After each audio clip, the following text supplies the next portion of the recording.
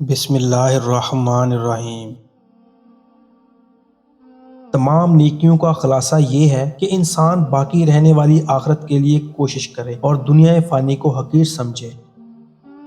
جو شخص آخرت کا طلبگار ہے، اس کی نسبت اس کی جتنی امیدیں ہیں سب پوری ہو جائیں گی اور دنیا میں بھی جو کچھ اس کے لیے مقدر ہو چکا ہے مل جائے گا۔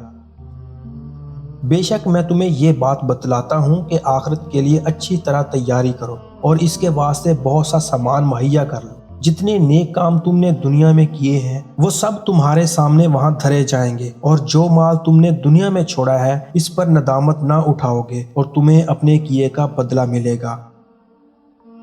بہت سے لوگ ایسے ہیں کہ دنیا میں دوسرے لوگ ان کی نعمتیں اور خوشحالی کو دیکھ کر ان پر رشک کرتے ہیں، مگر وہ آخرت میں ہلاک اور برباد ہونے والی جماعت میں شامل ہوں گے۔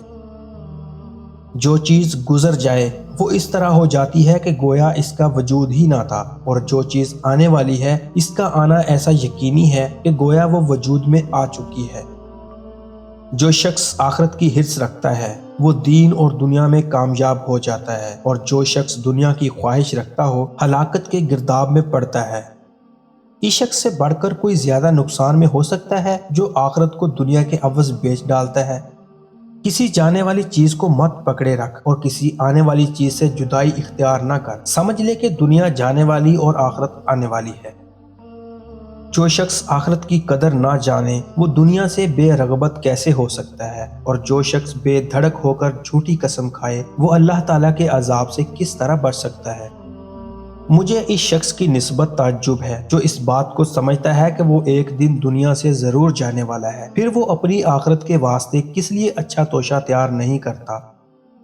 مجھے اس شخص کی حالت پر تعجب ہے جو دنیا میں پیش آنے والی تکالیف کے دفع کرنے سے عاجز ہے، پھر وہ قیامت کے خطرناک عذاب سے کس طرح بے فکر ہے۔ ہم حوض کوثر پر بڑی رغبت سے اس کا پانی پی رہے ہوں گے، اور ہم اس سے اپنے دشمنوں کو ہٹائیں گے اور اپنے دوستوں کو پیالے بھر بھر کے پلائیں گے۔ جو شخص اس کا ایک گھونٹ پی لے گا وہ اس کے بعد کبھی پیاسا نہ ہوگا۔ جو شخص سب فکر چھوڑ کر آخرت کی فکر رکھتا ہے وہ اپنے مطلب میں کامیاب ہو جاتا ہے، اور جو فضول باتوں سے بچتا ہے سب عقل مند اس کی رائے کی درستی بیان کرتے ہیں۔ آخرت کو دنیا کے عوض نہ بیچ اور دار فانی کو دار باقی کے بدلے نہ لے، اور اپنے یقین کو شک سے اور علم کو جہالت سے مت بدل۔ جو شخص آخرت کو زیادہ یاد کرتا ہے اس سے کوئی نہ کوئی ضرور کینہ رکھتا ہے اور اس کی توہین و تذلیل کرتا ہے۔ جو شخص قدر کفاف پر کفایت کرتا ہے وہ دنیا میں راحت پاتا اور آخرت کے لیے آرام کا گھر بناتا ہے۔ دنیا فانی سے اس آخرت کے لیے جو ہمیشہ باقی رہے گی اور کبھی تجھ سے الگ اور جدا نہ ہوگی کچھ حاصل کر لے۔ ہر ایک کام کے لیے بدلہ اور جزا ضروری ہے، بس وہ کام کرو جو آخرت میں کام آئے اور دنیا کے جمع کرنے کی کوشش بالائے طاق رکھ۔ جس شخص کے لیے آخرت میں کچھ حصہ نہیں وہ نہایت خسیس ہے۔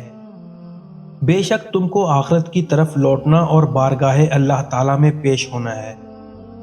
آخرت سعادت مند لوگوں کا حصہ اور دنیا بدبختوں کی آرزو ہے۔